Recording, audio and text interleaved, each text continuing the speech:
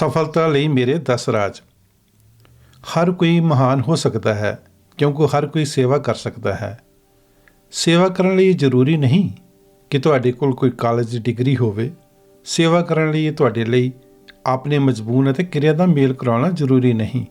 ਸੇਵਾ ਕਰਨ ਲਈ ਤੁਹਾਨੂੰ ਭੌਤਿਕ ਵਿਗਿਆਨ ਵਿੱਚ ਥਰਮੋਡਾਇਨਾਮਿਕਸ ਯਾਨੀ ਕਿ ਤਾਪ ਅਤੇ ਗਤੀ ਦੇ ਹੋਰ ਰੂਪਾਂ ਦਰਮਿਆਨ ਸੰਬੰਧਾਂ ਦਾ ਵਿਗਿਆਨ ਦੇ ਦੂਜੇ ਸਿਧਾਂਤ ਦੀ ਲੋੜ ਨਹੀਂ ਹੈ। ਬਸ ਤੁਹਾਡੇ ਕੋਲ ਦਇਆ ਨਾਲ ਭਰਪੂਰ ਦਿਲ ਹੋਣਾ ਚਾਹੀਦਾ ਹੈ।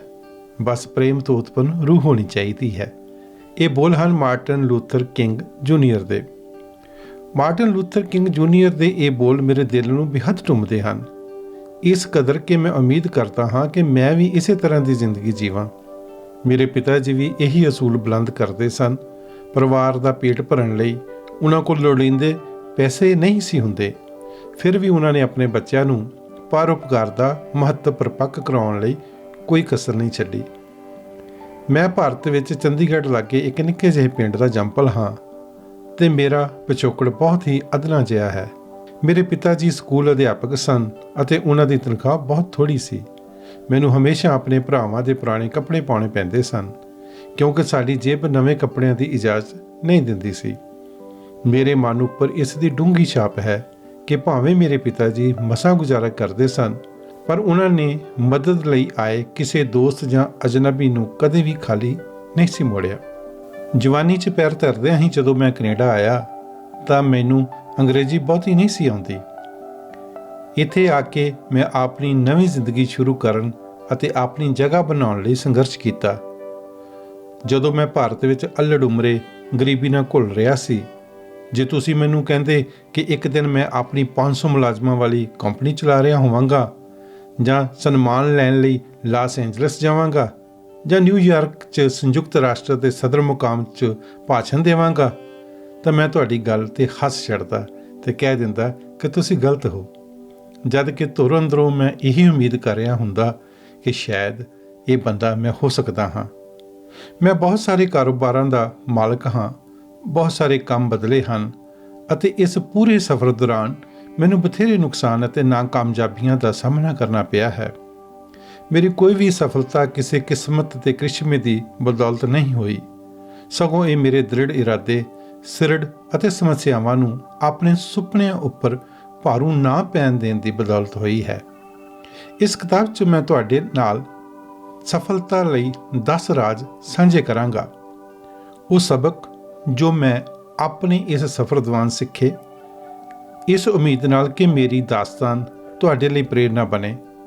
ਇਹ ਤੁਹਾਡੇ ਲਈ ਆਪਣੀ ਹੋਣਹਾਰਤਾ ਅਤੇ ਆਪਣੇ ਸੁਪਨਿਆਂ ਦਾ ਭਰੋਸਾ ਬਣਨ 'ਚ ਸਹਾਈ ਹੋਵੇ ਅਤੇ ਇਹ ਤੁਹਾਨੂੰ ਜਗਾ ਕੇ ਅੱਜ ਹੀ ਬਿਹਤਰੀਨ ਜ਼ਿੰਦਗੀ ਜਿਉਣ ਲਈ ਆਪਣੇ ਦਿਮਾਗ ਦੀ ਸਿਖਲਾਈ ਸ਼ੁਰੂ ਕਰਨ 'ਚ ਤੁਹਾਡੀ ਮਦਦ ਕਰੇ। ਤੁਸੀਂ ਇਸ ਕਿਤਾਬ ਨੂੰ ਲੜੀਵਾਰ ਅਧਿਆਇ ਦੇ ਰੂਪ 'ਚ ਵੀ ਪੜ੍ਹ ਸਕਦੇ ਹੋ ਜਾਂ ਫਿਰ ਕੋਈ ਵੀ ਪੰਨਾ ਖੋਲ੍ਹ ਕੇ ਅਭਿਆਸ ਕਰ ਸਕਦੇ ਹੋ। ਆਪਣੇ ਕੋਲ ਇੱਕ ਕਾਪੀ ਰੱਖਣਾ ਲਾਭਦਾਇਕ ਰਹੇਗਾ। ਤੁਸੀਂ ਕਿਸੇ ਵੀ ਪ੍ਰੇਰਨਾਦਾਇਕ ਜਾਂ ਸ਼ਾਨਦਾਰ ਖਿਆਲ ਨੂੰ ਨੋਟ ਕਰ ਸਕਦੇ ਹੋ। ਆਪਣੇ ਖਿਆਲਾਂ ਬਾਬਤ ਨਿਰਣੇ ਨਾ ਕਰੋ, ਬਸ ਉਹਨਾਂ ਨੂੰ ਲਿਖ ਲਓ। ਇਸੇ ਤਰ੍ਹਾਂ ਅਭਿਆਸ ਦੇ ਮਾਮਲੇ 'ਚ ਕਰੋ। ਉਹਨਾਂ ਨੂੰ ਖੁੱਲ੍ਹੇ ਮਨ ਨਾਲ ਅਤੇ ਉਹਨਾਂ ਬਾਰੇ ਸੋਚਣ ਅਤੇ ਉਹਨਾਂ ਨੂੰ ਪ੍ਰਫੁੱਲਿਤ ਕਰਨ ਦੀ ਇੱਛਾ ਸ਼ਕਤੀ ਨਾਲ ਮੁਕੰਮਲ ਕਰੋ। ਤੁਹਾਡੀ ਸਫਲਤਾ ਦਾ ਰਾਜ ਇੱਥੇ ਪਿਆ ਹੈ। ਮੈਨੂੰ ਉਮੀਦ ਹੈ ਕਿ ਤੁਹਾਡੀ ਪ੍ਰਾਪਤੀ ਦੀ ਦਾਸਤਾਨ ਵੀ ਛੇਤੀ ਸੁਣਨ ਨੂੰ ਮਿਲੇਗੀ। ਸਿਰਫ ਮਨੁੱਖਾਂ 'ਚ ਹੀ ਸੋਚਾਂ ਨੂੰ ਹਕੀਕਤ 'ਚ ਬਦਲਣ ਦੀ ਤਾਕਤ ਹੈ। ਸਿਰਫ ਉਹੀ ਸੁਪਨੇ ਲੈ ਸਕਦੇ ਹਨ ਅਤੇ ਆਪਣੇ ਸੁਪਨਿਆਂ ਨੂੰ ਸਾਕਾਰ ਵੀ ਕਰ ਸਕਦੇ ਹਨ। ਅਧਿਆਇ ਪਹਿਲਾ, ਰਵੱਈਆ ਹੀ ਸਭ ਕੁਝ ਹੈ, ਯਾਨੀ ਕਿ ਐਟੀਟਿਊਡ ਇਜ਼ ਐਵਰੀਥਿੰਗ। ਰਵੱਈਆ ਕੀ ਹੈ? ਇਹ ਕਿਸੇ ਚੀਜ਼ ਬਾਰੇ ਸੋਚਣ ਜਾਂ ਮਹਿਸੂਸ ਕਰਨ ਦਾ ਤਰੀਕਾ ਹੈ। ਤੁਸੀਂ ਕਿਸੇ ਨਾ ਕਿਸੇ ਨੂੰ ਇਹ ਕਹਿੰਦੇ ਸੁਣਿਆ ਹੋਵੇਗਾ, ਮੈਨੂੰ ਹੁਣ ਫਲਾਣਾ ਰਵੱਈਆ ਪਸੰਦ ਨਹੀਂ। ਅੱਛਾ, ਇਸ ਦਾ ਭਾਵ ਕੀ ਹੈ? ਸਾਡੀ ਸੋਚ ਅਤੇ ਸਾਡੇ ਅੰਦਰ ਡੂੰਘੇ ਘਰ ਕਰ ਚੁੱਕੇ ਵਿਸ਼ਵਾਸ ਹੀ ਸਾਡੇ ਰਵੱਈਏ ਨੂੰ ਘੜਦੇ ਹਨ। ਜਿਸ ਉੱਪਰ ਇਹ ਸੋਚ ਹਾਵੀ ਰਹਿੰਦੀ ਹੈ ਕਿ ਦੂਜਿਆਂ ਦੀ ਸੇਵਾ ਕਿਵੇਂ ਕਰਨੀ ਹੈ ਅਤੇ ਜਿਹੜਾ ਬੰਦਾ ਲਗਾਤਾਰ ਡਰ ਕੇ ਜ਼ਿੰਦਗੀ ਗੁਜ਼ਾਰਦਾ ਹੈ, ਉਹਨਾਂ ਦੋਨਾਂ ਦਾ ਕਮਰੇ ਵਿੱਚ ਦਾਖਲ ਹੋਣ ਸਮੇਂ ਰਵੱਈਆ ਅਤੇ ਊਰਜਾ ਦੀਆਂ ਤਰੰਗਾਂ ਵੱਖੋ ਵੱਖਰੀਆਂ ਹੋਣਗੀਆਂ। ਆਪਣੇ ਡਰ 'ਤੇ ਕਾਬੂ ਪਾਉਣ ਅਤੇ ਜ਼ਿੰਦਗੀ ਵਿੱਚ ਕਾਮਯਾਬ ਹੋਣ ਲਈ ਤੁਹਾਨੂੰ ਆਪਣੀਆਂ ਚਿੰਤਾਵਾਂ ਤਿਆਗਣੀਆਂ ਪੈਣਗੀਆਂ। ਜੇ ਤੁਹਾਡੀ ਮਾਨਸਿਕਤਾ ਹਾਂ ਪੱਖੀ ਅਤੇ ਆਸ਼ਾਵਾਦੀ ਹੈ ਤਾਂ ਨਤੀਜਾ ਵੀ ਉਸੇ ਤਰ੍ਹਾਂ ਦਾ ਹੋਵੇਗਾ। ਤੁਹਾਡੀ ਜ਼ਿੰਦਗੀ ਤੁਹਾਡੇ ਦਿਮਾਗ ਅੰਦਰਲੀਆਂ ਭਾਰੂ ਸੋਚਾਂ ਦੇ ਆਧਾਰ 'ਤੇ ਸ਼ਕਲ ਅਖਤਿਆਰ ਕਰਦੀ ਹੈ। ਅਸੀਂ ਬਾਹਰੀ ਚੀਜ਼ਾਂ ਬਾਰੇ ਬਹੁਤਾ ਜ਼ਿਆਦਾ ਚਿੰਤਤ ਹੋ ਸਕਦੇ ਹਾਂ, ਪਰ ਚਿੰਤਾ ਸਾਨੂੰ ਕਿਤੇ ਤਨ ਪੱਤਨ ਨਹੀਂ ਲੱਗਣ ਦਿੰਦੀ। ਮਿਸਾਲ ਵਜੋਂ ਇਹ ਵੀ ਹੋ ਸਕਦਾ ਹੈ ਕਿ ਤੁਹਾਡਾ ਆਪਣੀ ਇੱਛਾ ਦੇ ਖੇਤਰ ਵਿੱਚ ਬਤੌਰ ਸ਼ੁਰੂਆਤ ਬਹੁਤਾ ਤਜਰਬਾ ਨਾ ਹੋਵੇ, ਪਰ ਜੇ ਤੁਸੀਂ ਬਿਹਤਰੀਨ ਦੀ ਉਮੀਦ ਵਾਲੀ ਹਾਂ ਪੱਖੀ ਅਤੇ ਆਸ਼ਾਵਾਦੀ ਮਾਨਸਿਕਤਾ ਨਾਲ ਇੰਟਰਵਿਊ ਵਿੱਚ ਜਾਓਗੇ, ਜਿਸ ਦਾ ਪ੍ਰਗਟਾਵਾ ਤੁਹਾਡੀ ਨਿੱਘੀ ਮੁਸਕਰਾਹਟ, ਸ਼ਾਂਤ ਚਿੱਤ ਵਿਹਾਰ ਅਤੇ ਭਰੋਸੇ ਰਾਹੀਂ ਹੋਵੇਗਾ, ਤਾਂ ਬੇਭਰੋਸਗੀ ਨਾਲ ਇੰਟਰਵਿਊ ਦੇਣ ਆਉਣ ਵਾਲਿਆਂ ਦੇ ਮੁਕਾਬਲੇ ਤੁਹਾਨੂੰ ਨੌਕਰੀ ਮਿਲਣ ਦੀ ਜ਼ਿਆਦਾ ਸੰਭਾਵਨਾ ਹੈ। ਕਦੇ-ਕਦੇ ਤੁਹਾਨੂੰ ਏਜ਼ ਇਫ ਸਿਧਾਂਤ ਅਖਤਿਆਰ ਕਰਨਾ ਹੋਵੇਗਾ। ਇਹ ਕਾਰਜ ਉਦੋਂ ਤੱਕ ਕਰਨਾ ਹੋਵੇਗਾ ਜਦੋਂ ਤੱਕ ਤੁਸੀਂ ਪੂਰੀ ਤਰ੍ਹਾਂ ਇਹ ਨਹੀਂ ਬਣ ਜਾਂਦੇ। ਜ਼ਿਗ ਜ਼ਿਗਲਰ ਦਾ ਕਹਿਣਾ ਹੈ ਕਿ ਤੁਹਾਡੀ ਉਚਾਈ ਤੁਹਾਡੇ ਰਵੱਈਏ ਤੋਂ ਤੈਅ ਹੋਏਗੀ, ਤੁਹਾਡੀ ਯੋਗਤਾ ਤੋਂ ਨਹੀਂ। ਜਦੋਂ ਇੱਕ ਵਾਰ ਅਸੀਂ ਇਹ ਸਿਧਾਂਤ ਸਮਝ ਲੈਂਦੇ ਹਾਂ ਕਿ ਅਸੀਂ ਆਪਣੀ ਹਕੀਕਤ ਨੂੰ ਲਗਾਤਾਰ ਘੜ ਰਹੇ ਹਾਂ, ਤਾਂ ਅਸੀਂ ਚਿੰਤਾ ਕਰਨੀ ਛੱਡ ਦਿਆਂਗੇ ਅਤੇ ਆਪਣੀ ਇੱਛਾ ਦੇ ਨਤੀਜੇ ਬਾਰੇ ਹੀ ਸੋਚਾਂਗੇ। ਮੰਨੋ ਚਾਹੇ ਨਾ, ਆਪਣੇ ਡਰ ਅਸੀਂ ਖੁਦ ਪੈਦਾ ਕਰਦੇ ਹਾਂ ਜੋ ਜ਼ਿਆਦਾਤਰ ਸੱਚ ਨਹੀਂ ਹੁੰਦੇ। ਇਸ ਕਰਕੇ ਆਪਣੇ ਆਪ ਨੂੰ ਇਹ ਸਵਾਲ ਪੁੱਛੋ, ਆਪਣੇ ਰਵੱਈਏ ਨੂੰ ਬਦਲਣ ਲਈ ਮੈਂ ਅੱਜ ਕੀ ਕਰ ਸਕਦਾ ਹਾਂ? ਜੇ ਤੁਸੀਂ ਚਿੰਤਾ ਕਰਨੀ ਛੱਡਣ ਦੀ ਲਗਾਤਾਰ ਕੋਸ਼ਿਸ਼ ਕਰਦੇ ਹੋ, ਯਕੀਨ ਮੰਨਿਓ ਤੁਹਾਡੀ ਜ਼ਿੰਦਗੀ ਹੀ ਬਦਲ ਜਾਵੇਗੀ। ਇਸ ਦਾ ਇਹ ਭਾਵ ਬਿਲਕੁਲ ਨਹੀਂ ਹੈ ਕਿ ਤੁਸੀਂ ਆਪਣੀ ਇੱਛਾ ਦੇ ਨਤੀਜੇ ਲੈਣ ਲਈ ਕੋਈ ਉਪਰਾਲਾ ਨਾ ਕਰੋ, ਸਗੋਂ ਤੁਸੀਂ ਆਪਣੀ ਸੋਚ ਦੀ ਨਜ਼ਰਸਾਨੀ ਕਰਨਾ ਸਿੱਖੋ। ਗਾਂਧੀ ਦਾ ਕਹਿਣਾ ਹੈ, ਸਾਡੀ ਮਹਾਨਤਾ ਐਨੀ ਦੁਨੀਆ ਨੂੰ ਮੁੜ ਘੜਨ ਦੇ ਯੋਗ ਹੋਣ 'ਚ ਨਹੀਂ ਹੈ, ਜਿੰਨੀ ਆਪਣੇ ਆਪ ਨੂੰ ਮੁੜ ਘੜਨ ਦੇ ਯੋਗ ਹੋਣ 'ਚ ਹੈ। ਜਦ ਵੀ ਮੈਂ ਕਿਸੇ ਖਾਸ ਸਥਿਤੀ ਬਾਰੇ ਨਿਰਉਤਸ਼ਾਹ ਜਾਂ ਤਣਾਅ ਦੇ ਬੋਝ ਥੱਲੇ ਦੱਬਿਆ ਮਹਿਸੂਸ ਕਰਦਾ ਹਾਂ, ਤਾਂ ਮੈਂ ਮਾਹੌਲ ਬਦਲਣ ਲਈ ਆਪਣੇ ਦਫ਼ਤਰੋਂ ਜਾਂ ਘਰੋਂ ਬਾਹਰ ਚਲਾ ਜਾਂਦਾ ਹਾਂ। ਮੈਂ ਆਪਣੇ ਕਿਸੇ ਪ੍ਰੇਰਨਾ ਦੇਣ ਵਾਲੇ ਦੋਸਤ ਨਾਲ ਕੌਫੀ ਜਾਂ ਦੁਪਹਿਰ ਦਾ ਖਾਣਾ ਖਾਣ ਦਾ ਪ੍ਰੋਗਰਾਮ ਬਣਾਉਣਾ ਪਸੰਦ ਕਰਦਾ ਹਾਂ, ਜਾਂ ਜੇ ਮੇਰੇ ਕੋਲ ਸਮਾਂ ਨਾ ਹੋਵੇ ਤਾਂ ਮੈਂ ਕਿਸੇ ਨੂੰ ਆਪਣੇ ਕੋਲ ਬੁਲਾ ਲੈਂਦਾ ਹਾਂ। ਜਦੋਂ ਕਿ ਬਿਹਤਰ ਇਹੀ ਹੈ ਮੈਂ ਕਿਸੇ ਨੂੰ ਮੇਰੀ ਖਾਤਰ ਉੱਥੇ ਆਉਣ ਲਈ ਧੰਨਵਾਦੀ ਨੋਟ ਭੇਜਾਂਗਾ, ਇਹ ਜਾਣ ਕੇ ਕਿ ਇਸ ਨਿੱਕੀ ਜਿਹੀ ਗੱਲ ਨਾਲ ਮੈਂ ਕਿਸੇ ਦੇ ਚਿਹਰੇ ਉੱਤੇ ਮੁਸਕਰਾਹਟ ਲਿਆਉਣ ਜਾਂ ਉਹਨਾਂ ਦੇ ਦਿਨ ਨੂੰ ਰੱਤਾ ਕੋ ਬਿਹਤਰ ਬਣਾਉਣ 'ਚ ਸਹਾਇਤਾ ਕਰ ਸਕਦਾ ਹਾਂ। ਸਦਾ ਹੀ ਮੇਰਾ ਮੂਡ ਬਦਲ ਜਾਂਦਾ ਹੈ ਅਤੇ ਇਹ ਮੇਰੀ ਤਾਕਤ ਨੂੰ ਸਾਰਥਕ ਪਾਸੇ ਲਾਉਣ 'ਚ ਸਹਾਇਤਾ ਕਰਦਾ ਹੈ। ਸਵੈ ਭਰੋਸੇ ਅਤੇ ਲਚਕੀਲੇਪਨ ਬਾਰੇ ਇੱਕ ਕਹਾਣੀ। ਸਿਲਵੈਸਟਰ ਸਟਾਲੋਨ ਹੁਣ ਮਸ਼ਹੂਰ ਨਾਮ ਹੈ ਅਤੇ ਦੁਨੀਆ ਭਰ ਦੇ ਲੋਕ ਰੌਕੀ ਦੀ ਕਹਾਣੀ ਨਾਲ ਜੁੜਦੇ ਹਨ, ਪਰ ਹਾਲੀਵੁੱਡ ਦਾ ਨਾਮਣਾ ਖੱਟਣ ਤੋਂ ਪਹਿਲਾਂ ਸਟੈਲੋਨ ਇੱਕ ਸੰਘਰਸ਼ ਕਰ ਰਿਹਾ ਐਕਟਰ ਸੀ ਅਤੇ ਇਸ ਮੂਵੀ ਸਟਾਰ ਲਈ ਜ਼ਿੰਦਗੀ ਸ਼ਾਨਦਾਰ ਬਿਲਕੁਲ ਨਹੀਂ ਸੀ। ਇੱਕ ਸਮੇਂ ਉਹ ਇੰਨਾ ਟੁੱਟ ਚੁੱਕਾ ਸੀ ਕਿ ਉਸ ਨੇ ਵੇਚਣ ਲਈ ਆਪਣੀ ਪਤਨੀ ਦਾ ਗਹਿਣਾ ਗੱਟਾ ਚੋਰੀ ਕਰ ਲਿਆ। ਉਹ ਕਿਰਾਇਆ ਨਹੀਂ ਸੀ ਦੇ ਸਕਦਾ ਅਤੇ ਕੁਝ ਰਾਤਾਂ ਉਸ ਨੂੰ ਇੱਕ ਬੱਸ ਅੱਡੇ ਉੱਪਰ ਗੁਜ਼ਾਰਨੀਆਂ ਪਈਆਂ ਸਨ। ਸਟਾਲੋਨ ਦੱਸਦਾ ਹੈ ਕਿ ਉਸ ਲਈ ਸਭ ਤੋਂ ਬੁਰਾ ਸਮਾਂ ਉਹ ਸੀ ਜਦੋਂ ਉਸ ਕੋਲ ਆਪਣੇ ਕੁੱਤੇ ਦਾ ਪੇਟ ਭਰਨ ਜੋਗੇ ਪੈਸੇ ਵੀ ਨਹੀਂ ਸਨ, ਤਾਂ ਉਸ ਨੇ ਆਪਣਾ ਕੁੱਤਾ ਇੱਕ ਲਿਕਰ ਸਟੋਰ ਉੱਪਰ ਇੱਕ ਓਪਰੇ ਬੰਦੇ ਨੂੰ 25 ਸੈਂਟ ਬਦਲੇ ਵੇਚ ਦਿੱਤਾ। ਇਸ ਤੋਂ ਬਾਅਦ ਸਟਾਲੋਨ ਰੋਂਦਾ ਕੁਰਲਾਉਂਦਾ ਉੱਥੋਂ ਚਲਾ ਗਿਆ। ਕੁਝ ਹਫ਼ਤੇ ਬਾਅਦ ਸਟਾਲੋਨ ਮਹਾਨ ਮੁਹੰਮਦ ਅਲੀ ਅਤੇ ਚੱਕ ਵੈਪਨਰ ਦਰਮਿਆਨ ਬਾਕਸਿੰਗ ਦੇ ਮੈਚ ਤੋਂ ਇੰਨਾ ਪ੍ਰੇਰਿਤ ਹੋਇਆ ਕਿ ਉਸ ਨੇ ਰੌਕੀ ਦੀ ਰਚਨਾ ਕੀਤੀ। ਉਹ ਇੰਨਾ ਜੋਸ਼ 'ਚ ਸੀ ਕਿ ਉਸ ਨੇ 22 ਘੰਟਿਆਂ ਤੋਂ ਵੀ ਘੱਟ ਸਮੇਂ 'ਚ ਸਕ੍ਰਿਪਟ ਲਿਖ ਦਿੱਤੀ। ਜਦੋਂ ਕਲਾ ਦੇ ਇੱਕ ਕਾਰਗੁਜ਼ਾਰੀ ਸਮਾਰੋਹ 'ਚ ਗਿਆ ਹੋਇਆ ਸੀ ਤਾਂ ਉਸ ਨੇ ਇੱਕ ਫਿਲਮ ਨਿਰਮਾਤਾ ਅੱਗੇ ਆਪਣਾ ਆਈਡੀਆ ਰੱਖਿਆ, ਜੋ ਇਸ ਸ਼ਰਤ ਤੇ $1.25 ਲੱਖ ਬਦਲੇ ਉਸ ਦੀ ਸਕ੍ਰਿਪਟ ਖਰੀਦਣ ਲਈ ਰਾਜ਼ੀ ਹੋ ਗਿਆ ਕਿ ਰੌਕੀ ਦੇ ਕਿਰਦਾਰ ਲਈ ਉਹ ਕਿਸੇ ਮਸ਼ਹੂਰ ਐਕਟਰ ਨੂੰ ਲੈਣਾ ਚਾਹੁਣਗੇ। ਉਸ ਸਮੇਂ ਸਟੈਲੋਨ ਕੋਲ ਰੋਟੀ ਜੋਗੇ ਪੈਸੇ ਵੀ ਨਹੀਂ ਸਨ, ਕਿਰਾਇਆ ਦੇਣ ਦੀ ਵੀ ਗੱਲ ਛੱਡੋ। ਉਹ ਸੌਖਿਆਂ ਹੀ ਇਹ ਪੇਸ਼ਕਸ਼ ਸਵੀਕਾਰ ਕਰ ਸਕਦਾ ਸੀ, ਪਰ ਉਸਨੇ ਨਾ ਕਰ ਦਿੱਤੀ ਕਿਉਂਕਿ ਉਸ ਨੂੰ ਪੂਰਾ ਭਰੋਸਾ ਸੀ ਕਿ ਉਹ ਖੁਦ ਰੌਕੀ ਹੈ।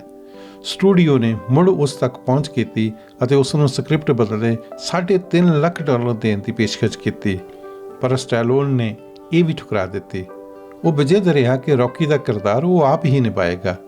ਉਹ ਇਸ ਨੂੰ ਬਹੁਤ ਵੱਡੀ ਜਿੱਤ ਸਮਝ ਸਕਦਾ ਸੀ ਅਤੇ ਭੂਮਿਕਾ ਨਿਭਾਉਣੀ ਛੱਡ ਸਕਦਾ ਸੀ, ਪਰ ਉਸ ਨੇ ਹਾਲੀਵੁੱਡ ਦਾ ਇੱਕ ਕਾਮਯਾਬ ਐਕਟਰ ਬਣਨ ਦੇ ਆਪਣੇ ਸੁਪਨੇ ਵਿੱਚ ਭਰੋਸਾ ਰੱਖਣ ਦੀ ਚੋਣ ਕੀਤੀ। ਸਿਲਵੈਸਟਰ ਸਟਾਲੋਨ ਕਹਿੰਦਾ ਹੈ, ਕਿ ਮੈਂ ਪੇਸ਼ਕਸ਼ ਰੱਦ ਇਸ ਲਈ ਕਰਦਾ ਸੀ ਕਿਉਂਕਿ ਕੋਈ ਮੈਨੂੰ ਪਿੱਛੇ ਹਟਣ ਦੀ ਬਜਾਏ ਜਾਗਣ ਅਤੇ ਦ੍ਰਿੜ ਇਰਾਦਾ ਬਣਾਈ ਰੱਖਣ ਲਈ ਮੇਰੇ ਕੰਨ ਵਿੱਚ ਬਿਗਲ ਵਜਾ ਰਿਹਾ ਸੀ। ਆਖਰਕਾਰ ਸਟੈਲੋਨ ਨੂੰ ਆਪਣੇ ਸਰਿੜ ਦਾ ਫਲ ਮਿਲ ਗਿਆ। ਮੂਵੀ ਸਟੂਡੀਓ ਝੁਕ ਗਿਆ ਅਤੇ ਉਸ ਨੂੰ $3.5 ਲੱਖ ਦੇਣ ਅਤੇ ਫਿਲਮ ਵਿੱਚ ਸਟਾਰ ਦੀ ਭੂਮਿਕਾ 'ਚ ਲੈਣ ਦੀ ਪੇਸ਼ਕਸ਼ ਕੀਤੀ। ਰੌਕੀ 1976 ਦੀ ਸਭ ਤੋਂ ਵੱਧ ਕਮਾਈ ਕਰਨ ਵਾਲੀ ਫਿਲਮ ਬਣੀ ਅਤੇ ਇਸ ਨੂੰ ਬਿਹਤਰੀਨ ਪਿਕਚਰ, ਬਿਹਤਰੀਨ ਡਾਇਰੈਕਟਰ ਅਤੇ ਬਿਹਤਰੀਨ ਫਿਲਮ ਸੰਪਾਦਨ ਦੇ ਇਨਾਮ ਮਿਲੇ। ਕੁੱਲ ਮਿਲਾ ਕੇ ਉਸ ਨੂੰ ਬਿਹਤਰੀਨ ਐਕਟਰ ਲਈ ਨਾਮਜ਼ਦ ਕੀਤੇ ਜਾਣ ਸਮੇਤ 10 ਵਾਰ ਆਸਕਰ ਇਨਾਮ ਲਈ ਨਾਮਜ਼ਦਗੀਆਂ ਦਾ ਮਾਣ ਹਾਸਲ ਹੋਇਆ। ਸਟੈਲੋਨ ਨੇ ਆਪਣੇ ਇਸ ਭਰੋਸੇ ਨੂੰ ਪੂਰੀ ਤਰ੍ਹਾਂ ਸਹੀ ਸਾਬਤ ਕਰ ਦਿਖਾਇਆ ਕਿ ਉਸ ਦੀ ਬਜਾਏ ਹੋਰ ਕੋਈ ਉਹ ਕਿਰਦਾਰ ਨਹੀਂ ਨਿਭਾ ਸਕਦਾ। ਜਿਸ ਸਮੇਂ ਉਸ ਨੂੰ ਇਹ ਵੀ ਪਤਾ ਨਹੀਂ ਸੀ ਕਿ ਉਸ ਦੇ ਅਗਲੇ ਡੰਗ ਦੇ ਖਾਣੇ ਦਾ ਜੁਗਾੜ ਕਿੱਥੋਂ ਹੋਵੇਗਾ, ਉਦੋਂ ਆਸ਼ਾਵਾਦੀ ਬਣੇ ਰਹਿਣ ਅਤੇ ਸਟੂਡੀਓ ਦੀ ਪੈਸੇ ਦੀ ਪੇਸ਼ਕਸ਼ ਠੁਕਰਾ ਦੇਣ ਦੇ ਫੈਸਲੇ ਨੇ ਓਡਕ ਉਸ ਨੂੰ ਬੇਥਾਂ ਮੁੱਲ ਮੋੜਿਆ। ਉਸ ਨੇ ਆਪਣੇ ਡਰਾਂ ਨੂੰ ਆਪਣੇ ਲਈ ਫੈਸਲੇ ਲੈਣ ਦੀ ਇਜਾਜ਼ਤ ਨਹੀਂ ਦਿੱਤੀ। ਰੌਕੀ ਦੁਨੀਆ ਭਰ 'ਚ ਲੋਕਾਂ ਦੀਆਂ ਨਜ਼ਰਾਂ 'ਚ ਸਦਾ ਹੀ ਹਿੱਟ ਰਹਿਣ ਦਾ ਨਾਮਣਾ ਖੱਟ ਚੁੱਕੀ ਹੈ ਅਤੇ ਇੱਕ ਐਸੇ ਕਿਰਦਾਰ ਨਾਲ ਜੁੜਨਾ ਸੌਖਾ ਹੁੰਦਾ ਹੈ ਜੋ ਇੱਕ ਬਿਹਤਰ ਭਵਿੱਖ ਸਿਰਜਣ ਲਈ ਆਪਣੇ ਸੰਘਰਸ਼ਾਂ ਉੱਪਰ ਫਤਿਹ ਪਾ ਲੈਂਦਾ ਹੈ। ਅਮਰੀਕਨ ਫਿਲਮ ਇੰਸਟੀਚਿਊਟ ਵੱਲੋਂ ਇਸ ਮੂਵੀ ਨੂੰ ਚੋਟੀ ਦੀਆਂ ਕਲਾਸਿਕ ਅਮਰੀਕਨ ਫਿਲਮਾਂ ਵਿੱਚ ਸ਼ਾਮਲ ਕੀਤਾ ਗਿਆ ਹੈ। ਇਸ ਕੁੱਲ ਸਫਲਤਾ ਦਾ ਰਾਜ਼ ਇਹ ਸੀ ਕਿ ਇੱਕ ਸੰਘਰਸ਼ੀਲ ਐਕਟਰ ਦੇ ਦਿਲ ਵਿੱਚ ਆਪਣੇ ਪ੍ਰੋਜੈਕਟ ਲਈ ਬੇਅੰਤ ਜਨੂੰਨ ਸੀ ਅਤੇ ਇਸ ਨੇ ਉਸ ਨੂੰ ਫਿਲਮ ਇਤਿਹਾਸ ਵਿੱਚ ਸਥਾਪਿਤ ਕਰ ਦਿੱਤਾ। ਸਿਲਵੈਸਟਰ ਸਟਾਲੋਨ ਕਹਿੰਦਾ ਹੈ ਕਿ ਮੈਂ ਦੁਨੀਆ ਵਿੱਚ ਸਭ ਤੋਂ ਅਮੀਰ, ਸਭ ਤੋਂ ਹੁਸ਼ਿਆਰ ਜਾਂ ਸਭ ਤੋਂ ਪ੍ਰਤਿਭਾਵਾਨ ਵਿਅਕਤੀ ਨਹੀਂ ਹਾਂ। ਦਰਅਸਲ ਮੈਂ ਕਾਮਯਾਬ ਇਸ ਕਰਕੇ ਹੋਇਆ ਕਿ ਮੈਂ ਜੁਟਿਆ ਰਿਹਾ ਅਤੇ ਜੁਟਿਆ ਰਿਹਾ ਅਤੇ ਜੁਟਿਆ ਰਿਹਾ। ਹੱਲ 'ਤੇ ਕੇਂਦਰਿਤ। ਇਹ ਬੋਲ ਆਪਣੇ ਉੱਪਰ ਉਕਰ ਲਓ। ਹੱਲ 'ਤੇ ਕੇਂਦਰਿਤ ਰਹੋ। ਇਸ ਨੂੰ ਆਪਣੇ ਮਨ 'ਚ ਰਚ ਜਾਣ ਦਿਓ। ਜਦੋਂ ਤੁਹਾਡਾ ਦਿਮਾਗ ਹੱਲ ਉੱਤੇ ਕੇਂਦਰਿਤ ਰਹਿਣ ਦੀ ਇਜਾਜ਼ਤ ਸਿੱਖ ਲੈਂਦਾ ਹੈ, ਇਹ ਕਦੇ ਵੀ ਨਹੀਂ ਥਿੜਕੇਗਾ। ਇਹ ਲੇਜ਼ਰ ਦੀ ਤਰ੍ਹਾਂ ਤਿੱਖਾ ਬਣ ਜਾਵੇਗਾ ਅਤੇ ਉਹਨਾਂ ਬਿੰਦੂਆਂ ਨੂੰ ਆਪਸ ਵਿੱਚ ਜੋੜ ਦੇਵੇਗਾ ਜਿੱਥੇ ਪਹਿਲਾਂ ਤੁਸੀਂ ਨਹੀਂ ਸੋਚਿਆ ਹੋਵੇਗਾ ਕਿ ਇਹ ਸੰਭਵ ਸੀ। ਜਦੋਂ ਡਰ ਜਾਂ ਸ਼ੰਕੇ ਮੇਰੇ ਮਨ ਉੱਪਰ ਕਾਬਜ਼ ਹੋਣ ਦੀ ਕੋਸ਼ਿਸ਼ ਕਰਦੇ ਹਨ ਤਾਂ ਮੈਂ ਆਪਣੇ ਆਪ ਨੂੰ ਚੇਤੇ ਕਰਾਉਂਦਾ ਹਾਂ ਕਿ ਇਹਨਾਂ ਵਿੱਚੋਂ ਮਹਿਜ਼ 8% ਦੀ ਚਿੰਤਾਵਾਂ ਹੀ ਸੱਚ ਹੁੰਦੀਆਂ ਹਨ।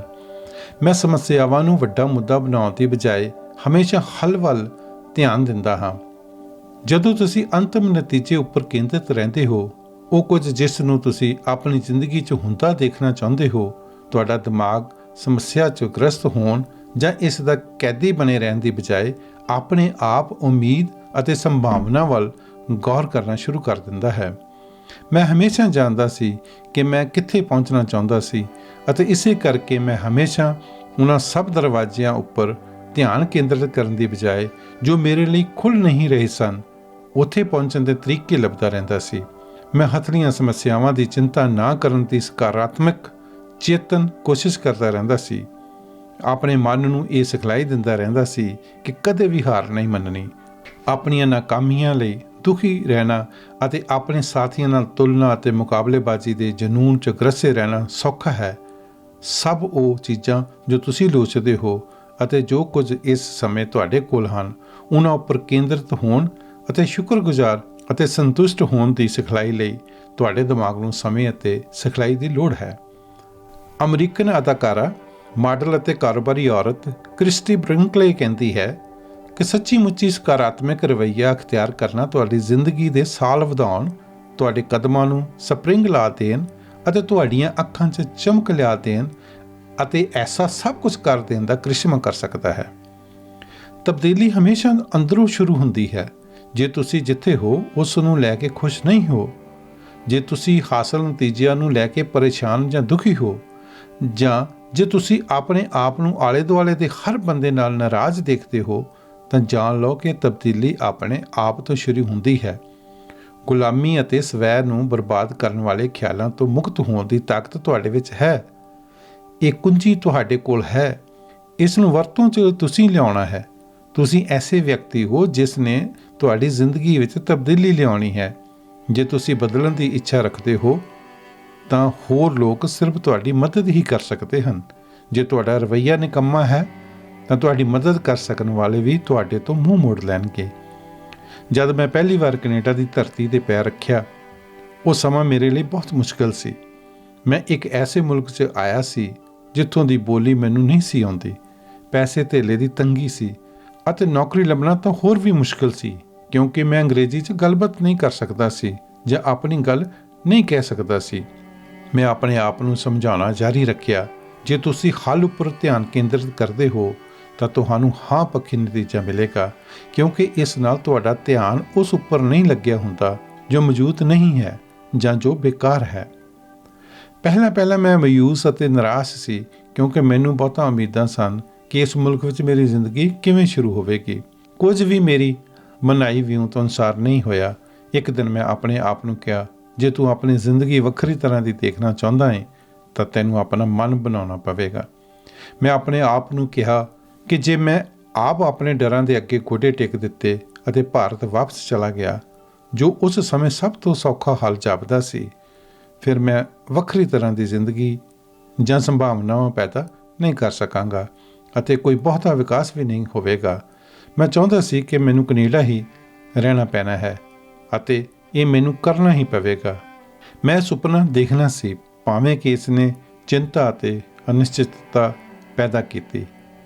ਉਦੋਂ ਮੇਰੀ ਜ਼ਿੰਦਗੀ 'ਚ ਵੱਡੀ ਤਬਦੀਲੀ ਆਈ।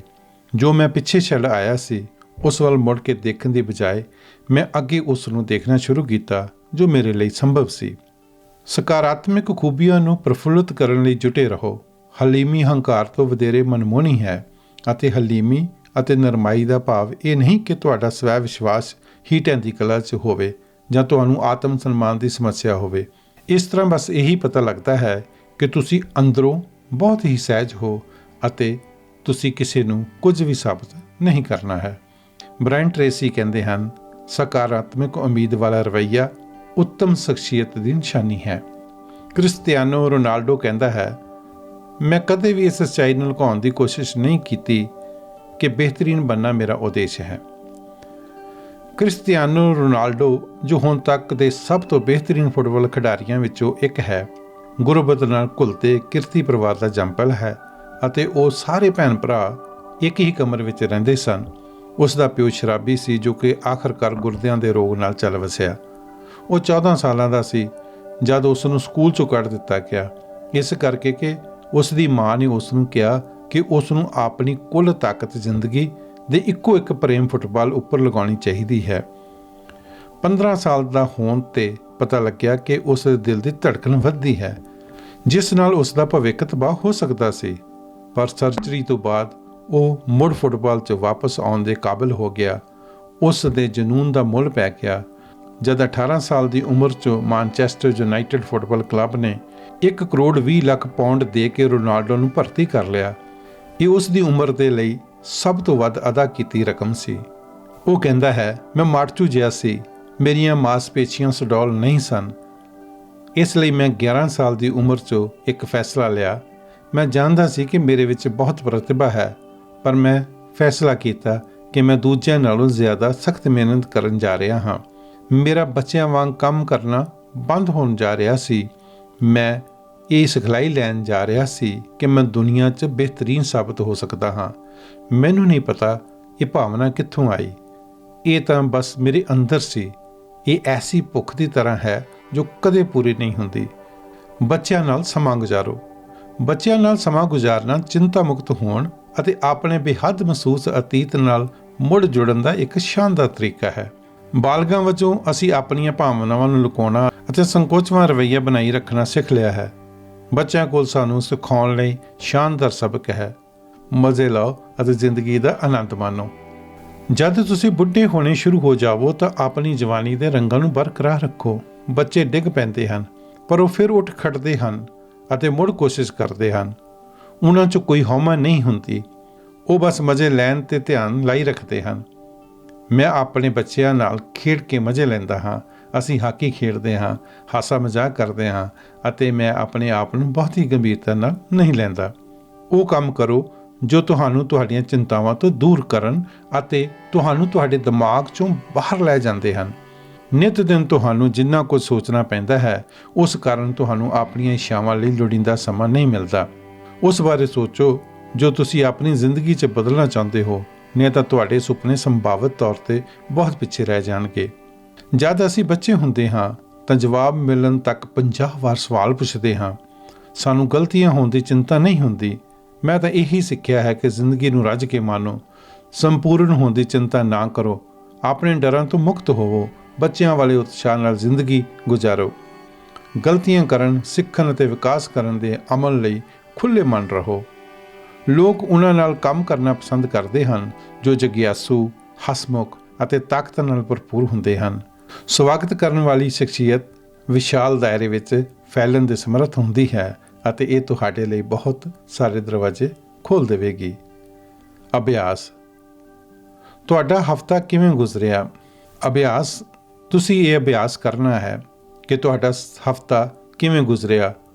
ਉਸ ਦੀ ਸਪਤਾਹਿਕ ਰਵੱਈਆ ਸੂਚੀ ਬਣਾਓ। ਹਰ ਦਿਨ ਉੱਪਰ ਮੁੜਵੀਂ ਝਾਤ ਮਾਰੋ ਅਤੇ ਇਹ ਦੇਖੋ ਕਿ ਕੰਮ ਦੇ ਸਥਾਨ 'ਤੇ ਜਾਂ ਘਰ ਵਿੱਚ ਲੋਕਾਂ ਨਾਲ ਕਿੱਥੇ ਤੁਹਾਡਾ ਆਦਾਨ ਪ੍ਰਦਾਨ ਬਿਹਤਰ ਹੋ ਸਕਦਾ ਸੀ। ਹਰ ਦਿਨ ਦਾ ਇਮਾਨਦਾਰੀ ਨਾਲ ਲੇਖਾ ਜੋਖਾ ਕਰੋ ਅਤੇ ਜਿਸ ਨੂੰ ਸੁਧਾਰਨ ਦੀ ਲੋੜ ਹੈ ਉਸ ਨੂੰ ਨੋਟ ਕਰਦੇ ਜਾਓ। ਕੀ ਤੁਸੀਂ ਕੰਮ ਦੇ ਸਥਾਨ 'ਤੇ ਕਿਸੇ ਨਾਲ ਇਸ ਕਰਕੇ ਈਰਖਾ ਕਰਦੇ ਹੋ ਕਿ ਉਸ ਨੂੰ ਤਰੱਕੀ ਜਾਂ ਬੋਨਸ ਮਿਲ ਗਿਆ? ਇਹ ਦੇਖੋ ਕਿ ਕੀ ਤੁਸੀਂ ਉਸ ਨੂੰ ਈਰਖਾ ਨੂੰ ਪ੍ਰੇਰਨਾ ਵਿੱਚ ਬਦਲ ਸਕਦੇ ਹੋ। ਕੀ ਤੁਸੀਂ ਮਹਿਸੂਸ ਕਰਦੇ ਹੋ ਕਿ ਕਿਸੇ ਦੋਸਤ ਪ੍ਰਤੀ ਤੁਹਾਡਾ ਰਵੱਈਆ ਨਿਰਣੇ ਸੁਣਾਉਣ ਵਾਲਾ ਹੈ? ਇਹ ਦੇਖੋ ਕਿ ਤੁਸੀਂ ਉਹਨਾਂ ਪ੍ਰਤੀ ਹਮਦਰਦੀ ਮਹਿਸੂਸ ਕਰ ਸਕਦੇ ਹੋ। ਦੂਜਿਆਂ ਨਾਲ ਤੁਹਾਡੇ ਆਦਾਨ ਪ੍ਰਦਾਨ ਦਾ ਲੇਖਾ ਜੋਖਾ ਇਹ ਬੁੱਝਣ 'ਚ ਸਹਾਈ ਹੋਵੇਗਾ ਕਿ ਕਿੱਥੇ ਤੁਹਾਡੀ ਕਾਰਗੁਜ਼ਾਰੀ ਵਧੀਆ ਹੈ ਅਤੇ ਕਿੱਥੇ ਤੁਹਾਡਾ ਰਵੱਈਆ ਬਿਹਤਰ ਹੋ ਸਕਦਾ ਹੈ। ਘਬਰਾਓ ਨਾ। ਇਹ ਚੇਤੇ ਰੱਖੋ, ਰੋਮ ਦੀ ਉਸਾਰੀ ਇੱਕ ਦਿਨ 'ਚ ਨਹੀਂ ਹੋ ਗਈ ਸੀ। ਨਿੱਜੀ ਵਿਕਾਸ ਨਾਲ ਵਚਨਬੱਧਤਾ ਪੂਰੀ ਉਮਰ ਦਾ ਅਮਲ ਹੈ। ਜਦ ਤੁਸੀਂ ਇਹ ਸਫ਼ਰ ਸ਼ੁਰੂ ਕਰਦੇ ਹੋ ਤਾਂ ਆਪਣੇ ਲਈ ਹਮਦਰਦੀ ਰੱਖੋ। ਧੰਨਵਾਦ।